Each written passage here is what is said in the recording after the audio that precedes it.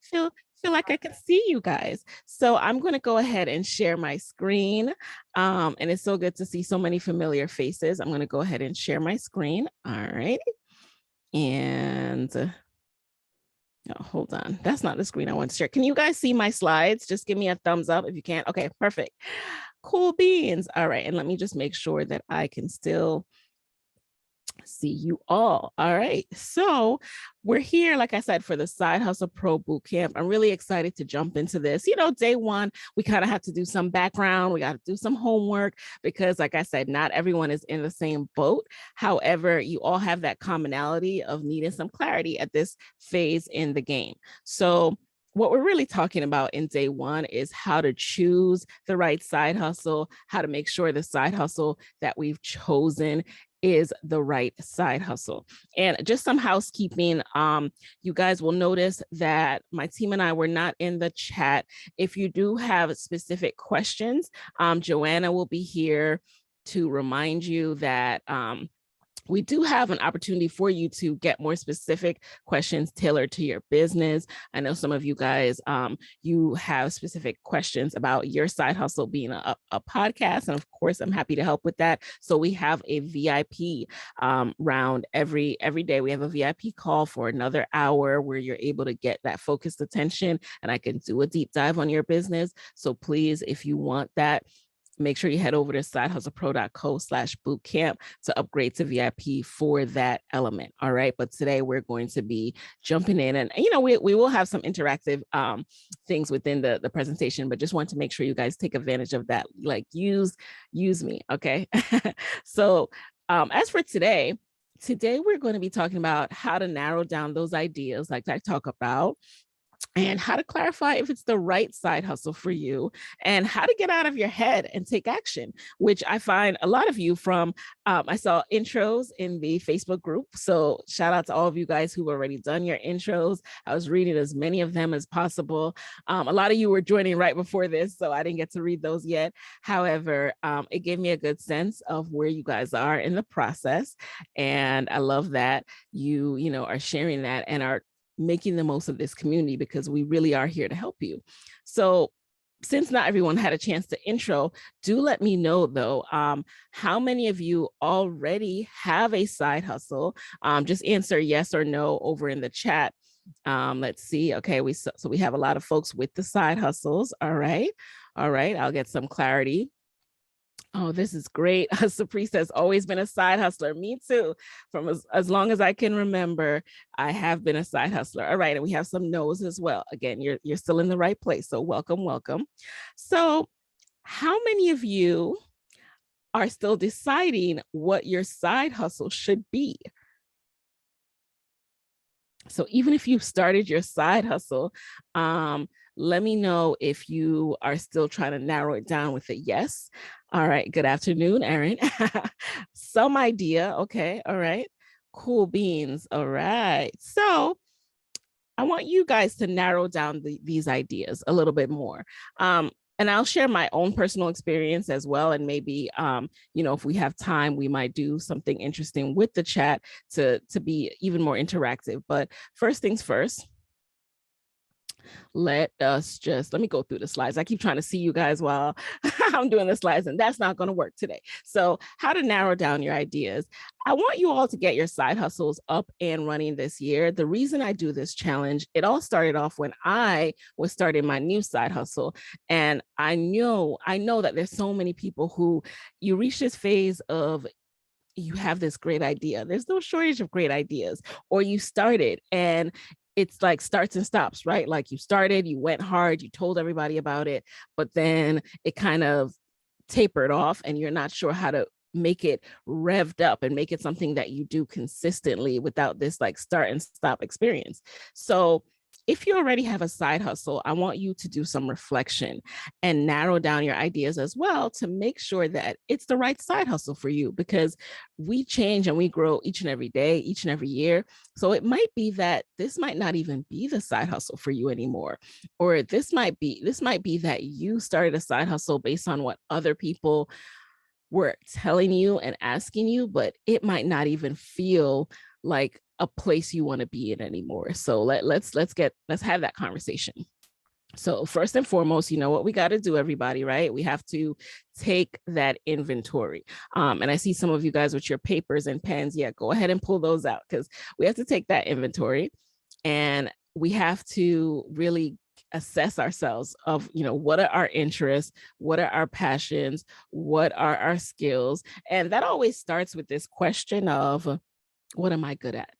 And it sounds really plain and really easy, but there's levels to that. There's layers to this. What am I good at? Right? It's just because you're good at something doesn't mean that you want to do that as a side hustle. So you also have to poll yourself and say, what do I enjoy doing in my spare time? So when I have a chance to rest and take a break, what am I going to do that makes me feel confident, capable, and alive? So I'm someone who, you know, I was going to work.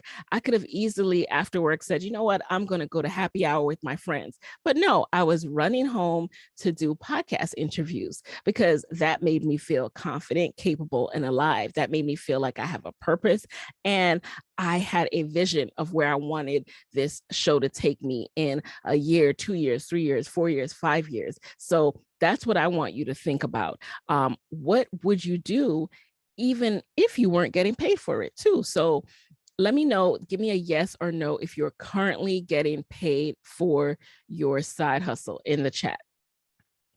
Michelle says, Nicaila, I feel the same way about podcasting. Yeah, podcasting is definitely something that you have to go into with the long game in mind.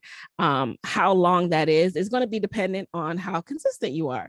And yeah, you know, there are things that you love doing and you won't get paid right away. I'm not saying you shouldn't get paid. All right. We all want to get paid. That's why 6 months into podcasting, which was my side hustle, right? I was working full time at NPR. And then I had my side hustle, which was my podcast on the side. And I wanted to get paid too outside of work. So that's why I was learning as much as I could about it and then started pitching folks 6 months in, right? So Jasmine says, one of my side hustles. All right. See, that's another thing too.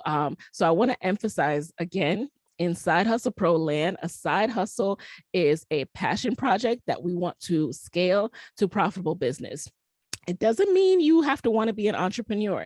That's a common misconception. It does not mean you have to want to quit your job, but you want this business to be profitable, meaning that when you make money, you're actually earning a profit. It's not just, you know, revenue that's going right back into the business. That's what we want our side hustles to be in the land of Side Hustle Pro podcast. So some people think of side hustles as a get rich quick scheme. Some think of them as hobbies.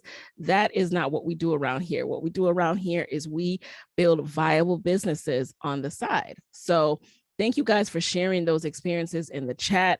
Now, let's get back to talking about these questions that we need to ask ourselves. So as you're asking yourself these things, you already know what I'm going to say. I'm going to say you have to also write it down. Okay.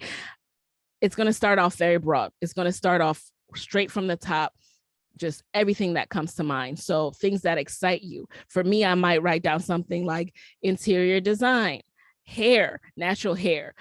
So you, whatever it is for you, write down what excites you, what you enjoy doing, and things that people always look to you for information and advice on, things that people ask to pay you for. There are people who I literally would beg them, can I just pay you to do this for me? If anyone in your life is saying that kind of thing to you, whether it's like you share really great financial advice and someone's like, can I pay you to sit down with you and get your advice on how I should, invest my money? Stop talking yourself out of that. A lot of us talk ourselves out of that. Oh, I'm not a financial advisor. Oh, I'm not a financial planner. I don't have a certificate in this. Create whatever legal parameters you need to say, disclaimer, I'm not this, or that. But if you want my opinion and want to pay me for that, I am willing to give it to you. All right. So that's some of the mental work we have to start doing as well. So write down the things that people ask to pay you for, things that people ask to buy from you. And again, this is the broad phase. Okay. This is the broad phase, meaning that you do not have to narrow it down yet. So don't limit yourself. Another thing that we commonly do is we start limiting ourselves. Before we even write it down on that paper, we're like, oh, but I can't do that because I don't have enough time, or I can't do that because I'm not an engineer and I wouldn't even know where to begin, or I can't build this because I don't have a manufacturer. I don't even know where to find one. Take all of that out of the equation and just start writing it all down. All right. So thank you, Joanna, for that reminder. Yes, you guys, we do have VIP sessions, and I really want to see more of you guys in VIP. Do not be afraid to come to me. Even if you think that your idea is not fleshed out, we can get it there. So some of the things that you guys wrote to me before I restructured the boot camp, you wrote to me about things that have been holding you back, and fear was the number one thing. Fear was the number one thing. And what I find myself is, when I was getting started, I would have fear about stupid stuff. Like, I would say, oh, I don't want to reach out to that person because I don't have it all together yet. You're not supposed to have it all together yet. If you reach out to someone and you say, I'm getting started and I need your help or I need your advice, of course, they don't expect you to have it all together. Now, of course, we want to be respectful of people's time, but if you're willing, if someone is saying, hey, you can pay me to get this advice, stop talking yourself out of things. All right. So we have to work through the mental blocks and the fear that we have in this process in order to make headway. Like, that's going to be a key thing we're going to be pushing through in this challenge. So I'm glad that you guys are here if that's something you're struggling with. All right. So now that we've written it down, a lot of you guys might say, okay, I've heard this before, Nicaila, yada, yada, yada. I've heard this before. Write it down. What's my why? What's this? What's that? Right. And I know you have, and you need to hear it even more, because if you're here, I don't think you've done it, or you need to do it again, or you need to take action on what came out of doing it. So here's the trick with this whole process. Review the list. Okay. Review that list. Again, start as broad. I want you to throw everything you got against the wall. Start as broad as you can, and then circle things that excite you. All right. So really think through, when I say circle things that excite you, really think through the process of that thing as a side hustle. Okay. So if cooking excites you, don't circle it just because, oh, I love to cook. Circle it if cooking for other people and getting paid for it excites me. Okay. You follow? So circle things that you would do even if you are not making any money for it yet. Okay, we're going to go back to that, because again, how can anyone pay you if you haven't proven that you're good? You have to prove that you're good first and then get paid. And then circle things that you see yourself doing in 5 years. That is an important thing. Now, I never stress anybody about knowing exactly where they will be in 5 years, but what I will emphasize for you is, if you're starting something today, I expect you to be starting something that you expect to play a role in your long-term plan. So it might not be something you want to do forever, but you say, hey, I know that I can build this out into a viable business that will allow me to raise enough money to then do this other thing, or will allow me to have that extra income to go back to school or invest in my family this way. So it's part of the long-term plan. Don't start something if you don't see it in your long-term plan, because then you're more likely to quit it. When the going gets tough, when you realize, hey, I'm not making any money from this, you are going to push it to the wayside. And that's not what we're here for. We're here to start profitable businesses out of our passion projects. So make sure you can see yourself doing it. And then I want you to circle things that you're not going to view as a chore or get bored with. So let's spend a little bit of time on this again. Okay. So again, if you like doing something, there are a lot of things I like doing, but I've decided not to turn it into a business. Like, I love interior design. I love doing hair, trying out different hairstyles. And for a long time, I toyed with what I can do in these spaces. And then I realized that the process of what it would take to make these things, and again, that can change in the future, but right now, where I am, where Nicaila is today, and where I see myself in 5 years, the process that I realized would be involved in these particular lanes, I thought those were a chore. I thought those were a chore. So, and this is before I even have to do it. So imagine when I actually have to do it. You don't want to be in it and thinking it's a chore. And I'm being real with you guys. Like, I'm sharing some business ideas that I've thought through. I've thought through starting a hair company. I've thought through, starting an interior design consulting, and that process, those things. For now, it felt like a chore to me. I don't want to go to China. I don't want to go to South Korea or wherever I have to source something from. I'm being real with you, right? Now, for some people, that could seem like, oh, that's a missed opportunity. No, it's not. If you are not going to enjoy that side hustle, it is not a missed opportunity. Okay. That's another gem that I want to get in your head. All right. It is not a missed opportunity if you're not going to enjoy doing it. Okie dokes. All right. So, and reminder that these sessions are recorded, but it will only be up for 24 hours from noon. Okay. Because I want you guys to take action. A lot of times we leave recordings. Oh, like, oh, I'll look at that next week when I'm on vacation. No, we're doing this boot camp this week. Okay. So cool beans. All righty. Make sure everyone can see me. Okie dokes. So now I have a quick question for y'all. Have you ever started a side hustle in the past that you no longer do? I'm curious how many of you guys have started something and you kicked it to the curb. Okay, I see some yeses. And I know that some of you guys are doing something that you're not getting paid for. If you have a fear that you will kick something to the curb, it probably means that the effort that you're putting forth versus the result that you're getting is not equal. And while things don't always have to be equal on this path, you have to not resent your side hustle. You have to really feel like, oh, it's not paying me yet, but it's worth it because XYZ, and the XYZ is going to be unique to you. All right. So Amber, you said you're doing it now, but trying to transform it into something you want to do. And then some people have never experienced starting something that they kick to the curb. All right. Good for you. Because now you're going to know how to start something you'll stick with.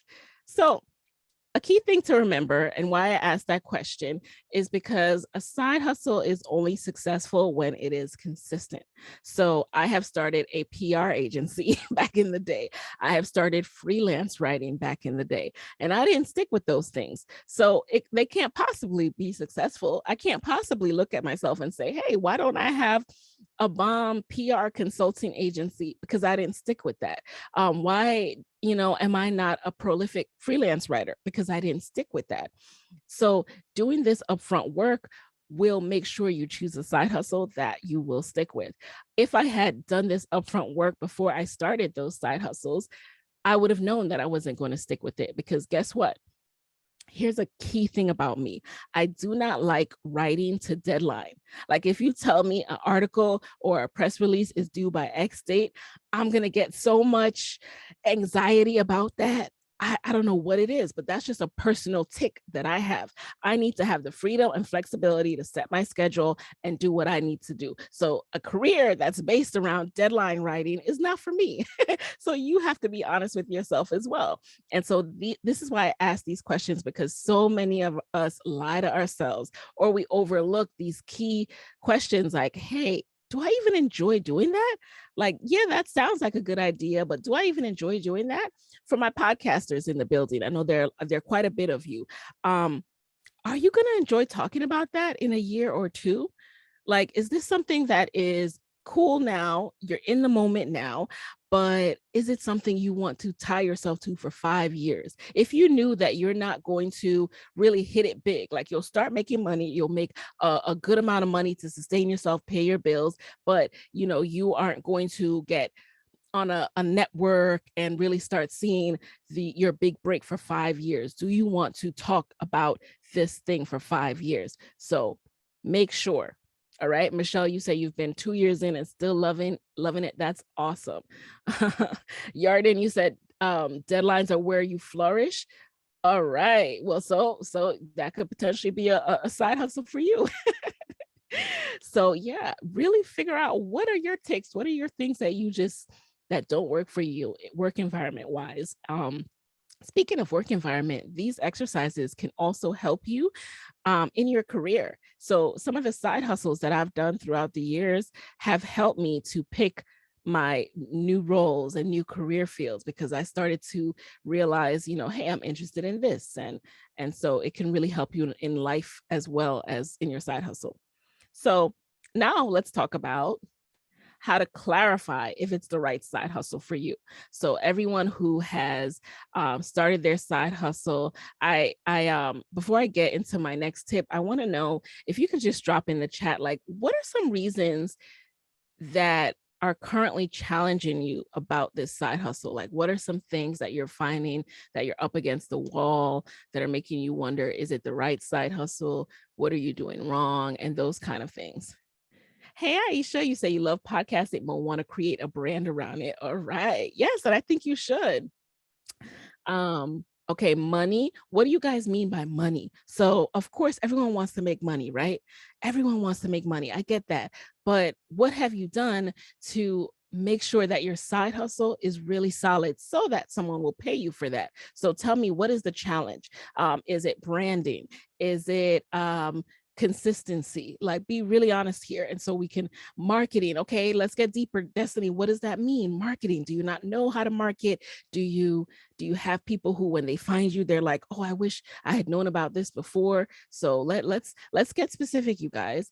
Yarden says oversaturation and comparing myself to others. So oversaturation, I'm guessing you might mean that you think the market is saturated.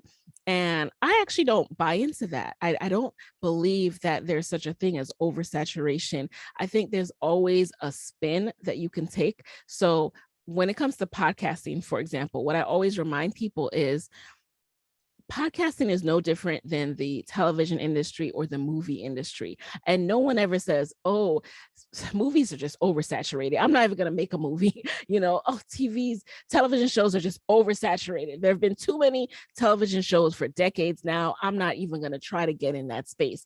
Yes, it's competitive, but that's because the rewards are so great. So anytime that the rewards are great, you're going to have competition. And that's a good thing, because if you're entering a space where it's not saturated and where the rewards are not that great, there'll be less competition there. But is that where you want to spend your time? You want to go somewhere where the rewards are great. So people will always need a new television show to binge. They'll always need a new podcast to binge. They'll always need whatever industry that you're talking about that's oversaturated, which I'm curious to know what industry that is. Drop that in the chat. I would love to know a little bit more.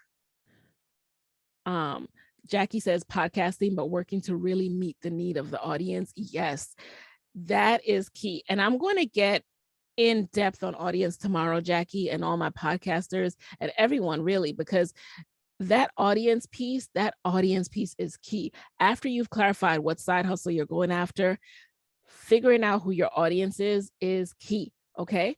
All right. So wow, you guys are really sharing some things in the chat. Imposter syndrome. All right, let's push through that.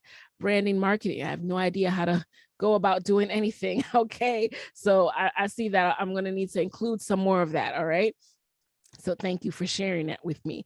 But when it comes to clarifying if the side hustle is the right for you, let's get back to that for a moment, because I think too many of us go into podcasting, this is about side hustling, by the way, you guys. It just so happens that a lot of podcasters, they know that I teach podcasting, so they're here as well. So if you're wondering why that keeps coming up, but don't worry, this is about side hustling. So I think a lot of us start too broad and we don't take the time to clarify, am I in the right lane for me?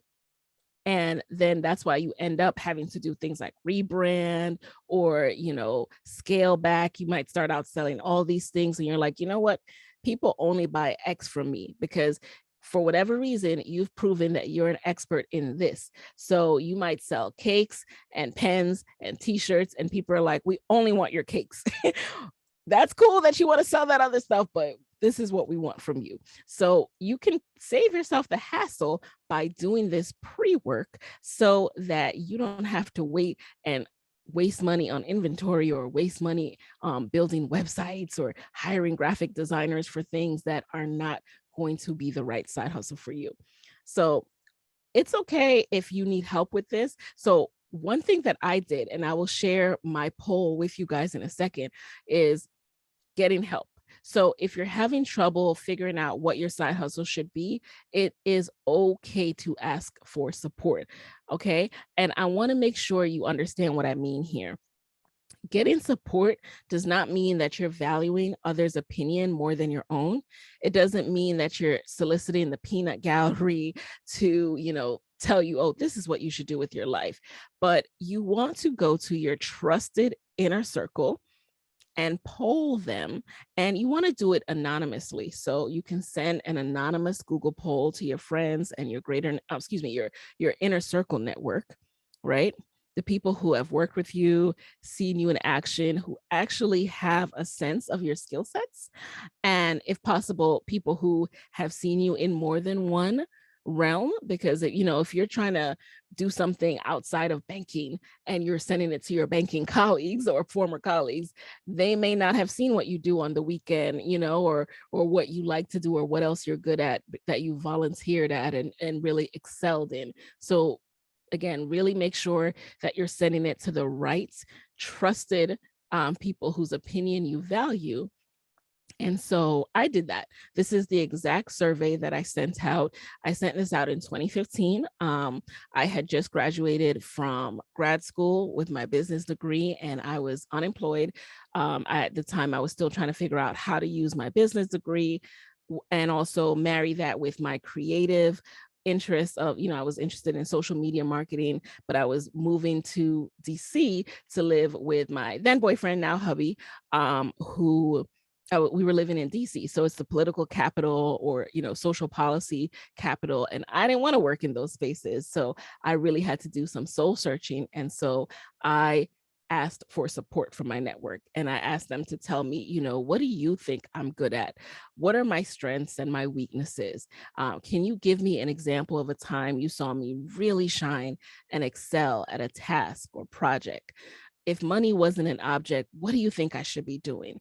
And finally, what other things could I be giving back to the world that I'm not giving back to it now? So you can get this sample poll at sidehustlepro.co/poll. It takes you right to the question. So you can just recreate this inside of Google. Google allows you to send surveys. And again, you can select for it to be anonymous. And what this poll really helped me to do is to see myself how others see me, because perception is important in terms of you are not going to be your customer. You're not just going to pay yourself. So you need to know what other people think your skills are. In that instance, I also wanted to know how to brand and market myself for employers so that I could get a job. And so, that was my main focus at that point. But it also showed me what I could do as a side hustle to accomplish that, to kind of kill two birds with one stone. So people told me that I'm great at writing. I'm really good at, whenever we had projects, I was always the person who volunteered to do marketing for it. And I was so good at putting together everything and just really establishing the brand, the look, the feel, the overall marketing plan for whatever group project we had. And that really opened my eyes to my skills. Like, it might sound crazy, right? Like, you didn't know you could do that, Nicaila? Well, I'm looking at you too. Like, seriously, you don't know you can do XYZ? You probably don't. You probably don't, because you probably take it for granted. So this is how having a poll and sending a poll helps. And if you have never sent one, which I think probably 99% of you haven't, you really, really should. Even if you have started your side hustle, it's time to get a sense of what people think of you when they see that side hustle. Do they think you're the right person for it? Like, what's missing? What's the disconnect? And the disconnect could be that you never show that side of yourself. You just expect that people are like, oh, you're doing this, so you must be qualified. It would kind of be like, I remember once in high school, we were getting ready to write college essays. And I'll never forget this example for some reason. The the teacher gave us this example essay where this person wrote, in response to what's my best skill, they wrote, I'm really funny. I make people laugh all the time. Like, people always tell me how funny I am. And the whole essay went on yada, yada, yada, like that. And what do you think was missing? What do you think was wrong with that essay? What was wrong with that essay was it wasn't funny. It wasn't showcasing the thing that this person was saying. So if you've never baked a cake for your friends and all of a sudden you pop up with a cake business, they might be looking at you like, I didn't know she could cook. How does she have a cake business? So this poll is going to open your eyes to how you're viewed versus how you think you are viewed. Okay. So we often overlook skills and talents that come easy to us. That's the point I want to emphasize, right? And a poll can help you to highlight traits that you overlook and help you to think of ways you can build upon these skills. So a good side hustle is one that is going to highlight your natural gifts. And again, you learn what your natural gifts are, not just with how you view yourself, but with how other people view you. Again, trusted people, not just Tom, Dick, and Harry off the street, but other people, because then you know what you're marketable for. If people view me as an expert podcaster, an expert side hustler, guess what? I'm marketable for those things. Now, if people don't view me as this excellent chef, or what else could I be making? Or even if I wanted to start an interior design business, if I don't share more of the interior design projects I do around the house, no one's going to pay me for that service. So let me chime in. Let me jump into the chat. So the link for the template, again, you guys, is sidehustlepro.co/poll. Okay. So go on over there. And I'm glad to see that you guys relate. Yes, Michelle, you can waste a lot of money and effort running in the wrong direction, or just putting a lot of effort into the wrong direction without stepping back and realizing why it's not working. And the why might be, no one knows that I'm an expert at this. No one knows that I'm good at this. All right. So let us jump into some more. And Catherine says, I'm hearing about podcasting a lot. How do you start a podcast and choosing a topic? So I think I might do a breakout group on podcasting at some point. So I will probably send you guys some info on it. So give me a yes in the chat if you want me to do, during this Side Hustle Bootcamp week, a breakout group just on podcasting. All right, I'm seeing the yeses and with the exclamation points coming in. All right, you don't got to tell me twice. I love podcasting. Okay, so the key thing, though, getting back to our poll. So the key thing that I want you to take away when you do the poll is valuing what you know. Okay, the things you know are important, and sometimes people just want to hear it from you. There might be there probably are a million people who can teach the same exact thing, who can say the same exact thing, who've had a similar experience and are going to emphasize the same lessons, right? If you're a financial person who likes to give financial wisdom, someone else could go to someone and hear, okay, open a Roth IRA, max out your 401k, all these different tips, right? But they want to hear it from you. They want to hear it from somebody who's been through it, who looks like them perhaps, or who's just had a similar experience in life. What I find is a lot of times people just want to learn from someone they relate to. And how you relate to someone is going to be unique to you. And that's why we'll tap into the audience piece of this tomorrow. But do not underestimate that, okay? People want to learn from someone they relate to. So you need to figure out who that person is that wants to learn from you. And then also you need to make sure that you understand and value what you know. The things you know are important and people want to hear it from you. And there's money to be made in providing basic information, you guys. Now, this doesn't mean I'm telling you to rip people off or overcharge people or anything like that. But anything we do in life, someone out there might think it's basic information. Like, oh, people didn't know that. No, they didn't. Just look at TikTok, for example. If you see the number of views on videos where people are steaming sheets, folding, making their bed, teaching people the right way to make their bed. If that was basic information, why are so many people getting value from it? Do not underestimate what you know. I never in a million years would I guess that someone who just likes making their bed, steaming their sheets, doing their laundry, cleaning their floors would have millions of views and be making bank, okay, by sharing that on TikTok and Instagram. But they are. They are. So why aren't you? Why aren't you valuing what you know? Huh? We've got to value what we know, you guys. Anything could be a side hustle, but it starts first with you. Like you have to believe, like, hey, I some things about things, and I'm going to start sharing it because I think other people want to know about that. And I think what I know is important and it's valuable, and I'm going to start sharing that. So that's where it really starts.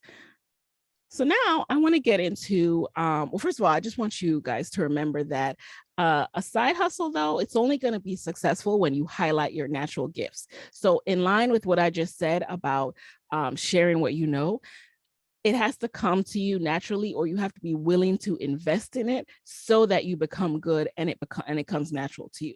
You follow me? So you need to take the steps needed to identify what you're good at or what you could be good at, and then value that knowledge and skills. Okay. Value what you know. And again, this comes back to what doing that poll can help you with. So I'm just gonna take a little quick stop right here and pause. And I'd love to know, like, what's surprising you guys, or what have you learned, that's really, because I see some people going, so true, wow, true, facts. What's blowing your mind like that in the chat, you guys? You got to clue me in, even though I think I know. But yeah, underestimating yourself is a huge downfall that a lot of us do. And yeah, fear factors into why we don't move forward. You might not even realize it. You might say, oh, I'm not a scary person. I ain't scared. I ain't never scared. All that other stuff.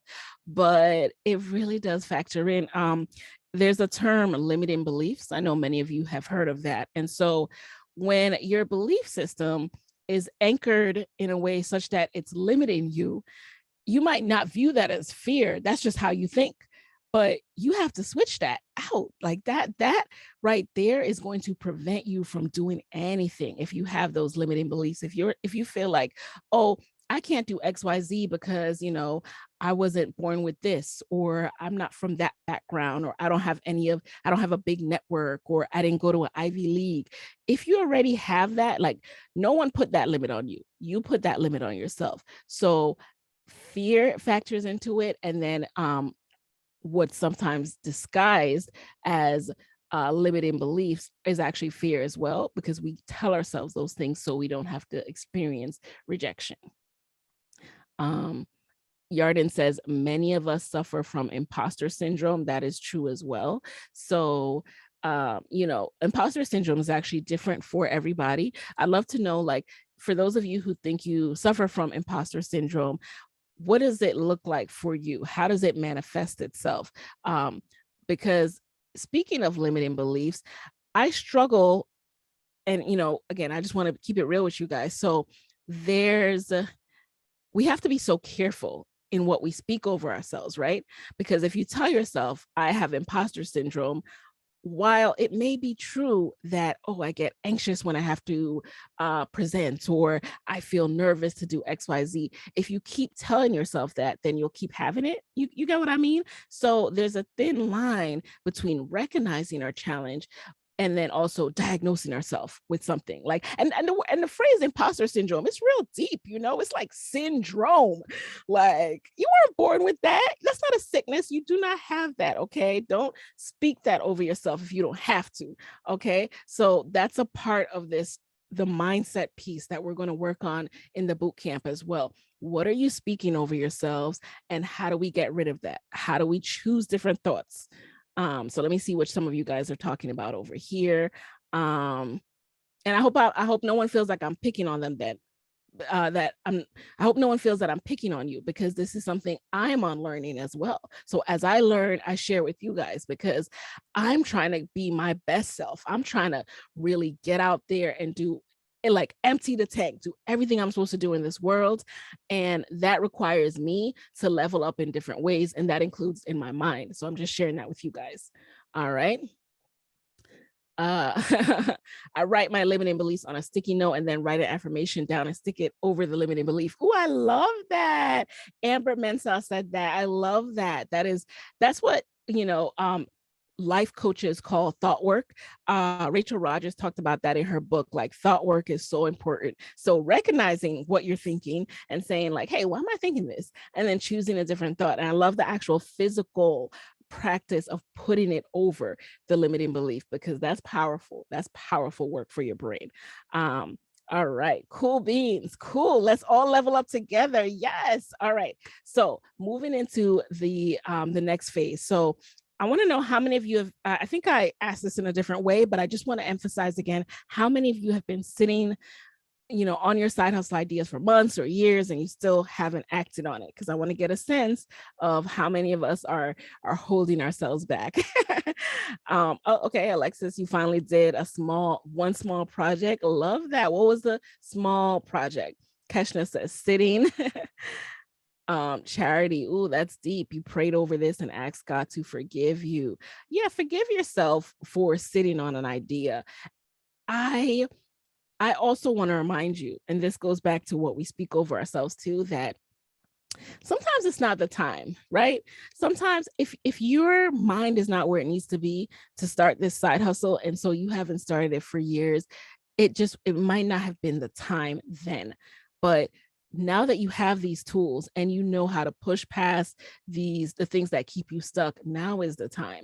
I've had a guest on the show recently, and she talked about the fact that she thought about an idea for 10 years before she finally did it. But you know what? Actually started, she started an Italian leather purse brand. It's called Silver and Riley.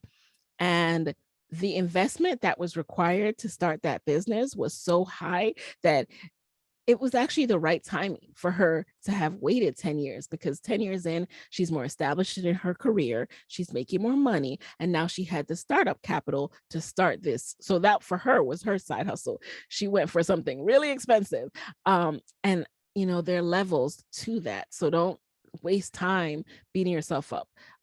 But here is how to get out of your head and take action. So the thing holding you back from having a successful idea or successful, profitable business is often not the idea itself. It's your lack of action. And any action counts as long as you're moving forward. So first of all, commend you for coming today, because that's an action. And then the next thing that you need to do is, as you're taking action, don't overthink the outcome. And what I mean by that is, don't get ahead of yourself focusing on the wrong things. You're not meant to know what will happen in year 5, in year 1. So case in point, when I started my side hustle, the podcast Side Hustle Pro, I was focused on doing that podcast consistently for a year. That was my goal. It wasn't to, make $5,000 in a podcast sponsorship ad. Like, that wasn't my goal. I knew that if I did this consistently for a year and invested in it and kept growing it, that I would make money. I knew money would come. I knew that, because that's how convicted I was in my goal and my mission and in the value of what I was putting out into the world. And if you are similarly as convicted, which you should be after doing that work of really being truthful with yourself so you can narrow down your idea, and then polling your friends so that you can really see yourself as your customer would and start to value what you know. If you do that pre-work, you should be so convicted in what you're starting that confidence that comes with that. Like, I know who I am. I know why I'm doing this. I know I won't get bored about this. And I know that people value my expertise in this area. So let's go. And then don't overthink anything past that. You can't know in year 1 if you're going to hit target shelves. You need to do the work to make yourself attractive to target buyers. That's what you need to be focused on, not, oh, I want to be on target shelves. So I hope that you guys are getting what I'm saying here. Your job right now is to get started and keep taking action consistently. Your job is not to know what will happen in year 5. So don't overthink that outcome. Let me jump over to the chat. Candy, as soon as I clicked over, I see your comment. I definitely overthink a lot. I used to do this too, and I have to stop myself from this all the time. I'm a big daydreamer. I used to love sharing the quote on my Instagram, like, don't let your day job ruin your daydream, because I was a big daydreamer. I mean, I tell you, I see myself having dinner with Beyonce, Michelle, and Barack all the time. All the time. I just daydream about the impact I'm going to have in the world and the people I'm going to meet. But I can't let that stop me from doing what I need to do now. Okay. I need to daydream and work at the same time. So I don't overthink that outcome too much. Yarden says, I'm overthinking about overthinking. No, that's what we're not going to do. All right. And yeah, daydreaming, it does motivate me. Knowing where I want to get, it does motivate me. And so that's kind of like the nuance, the difference between knowing if you're overthinking. So if it's motivating you, then it's not overthinking. If it is worrying and stressing you, then it's overthinking. Because if you're worrying about something that hasn't even happened yet, like if you're like, oh man, what if I get a really nasty customer, and you haven't made the product, put up a website for it, had a sale, then that's overthinking, my friend. You got me? So daydreaming, do that all you want, but definitely do not overthink. So I want you guys to remember too, this is a picture of Beyonce on Star Search when they lost, and her today. You got to be bad before you can be good. I cannot emphasize this enough. So another big fear that people have is that fear of being bad. You think you can, hunker down in your house, your apartment, your bedroom for years and just make it good. I just want to make it good, right? Before I sell it, before I tell anybody about it. What's going to happen is you're going to get gray hairs. You are going to, get older and older and older, and your idea is not going to be out there in the world. 5 more people are going to come and go who've done a similar idea. And guess what? Your product's still not going to be good, because you have to actually put it out there. You have to put it out there. That's how it gets good. It gets good with feedback. It gets good with critique. It gets good with learning what's working, what's not working. Hey, I thought I liked doing this, but maybe I should tweak it just a little bit. It gets good by doing. So Beyonce, there's no way she could have come out with Renaissance, that she could have tuckered away for years and years and decades, and then popped up in 2022 with Renaissance. Would have been like, who's that? I don't know who that is. I don't care. I don't care about her music, but because we've seen her grow and evolve, not only have we had the chance to, for those of us in the Beehive, join the Beehive and become supporters, but we've had a chance to support, see the evolution, and now value who she is today. So I want you guys to recognize that people actually value when they see that growth as well with your product or your service. I remember, having there are a lot of hair care products that I remember when they had just a white Staples label over their container, and now they're in big box stores. And I used to order it to my home with that white Staples label, with some, labels that were printed up by themselves and pasted lopsided, because I saw that the product was quality and it worked for me. And now I've seen them grow and I continue to support, but they couldn't have gotten good if they didn't get the money from people buying their quote unquote bad product first. So make sure that you know that, okay? Believe in yourself, go out there, all right? Let me see what you guys are saying. Hey, Tracy, any thoughts on how to stay focused on just being consistent when you have financial goals you want to reach with your business? A year seems like forever to not think about the return on your investment. I totally hear you guys. I totally hear you with that. All right, so let's talk about side hustling in that regard. So when I think about side hustling, right, I am thinking long game. I am thinking long game. So I want you to think about, what can I do in the meantime that can support my side hustle? So if there's some other little hustles, hobbies you have to do on the side that can pay you, that's fine. I think of those as jobs. Okay. Some people call those side hustles. I think of those as job. Like I might have a desk job and I might have a waitress job. And then I'm working on my side hustle, which is my passion project that I want to build into a profitable business. And that side hustle needs the investment from those jobs. So those jobs are my investor. So that's how I frame it in my mind. And that takes the pressure off of the side hustle, because the side hustle is not going to flourish when I'm going about it in a this needs to make money now mindset, because that mindset leads to shortcuts. Shortcuts lead to mistakes, and mistakes lead to people, you once you've lost a customer, you can't really get them back. It's very, very hard to get someone back. So if you're going about it in a way like people can smell desperation, they can see desperation. And the last thing you want is to have to start viewing everybody as $1 from day one, instead of being able to really invest in and grow with your client. You're thinking about like, oh, if I get 5 clients this month, then I could do it. And then you're not seeing this person as a human, and therefore they're not getting the result they need, because you have not had the chance to just really view and value this relationship for what it was, because you are worried about the money part. So that's what I mean by doing what you need to do, and then investing in your side hustle on the side, on weekends, in the early mornings, late nights, whatever it needs to happen for that to get built out. But take the pressure off it. If it even means that you need to stop your side hustle for a little bit so that you can make the money you need, so that you don't have to stress about the money piece, then do that. All right. So last thing before I get into homework, you guys, I want to emphasize this mindset piece as well. And it really is timely based on what we just talked about. But again, side hustling is a mindset, and you have to view side hustling as something totally different than what a lot of you might view side hustling as.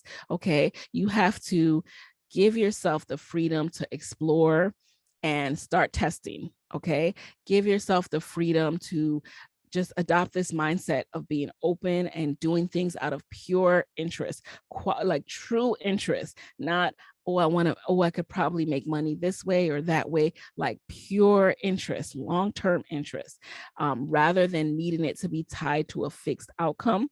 Because if you need it to be tied to a fixed outcome, that is no longer something that you're building for true desire. You're building it because you want to make a buck.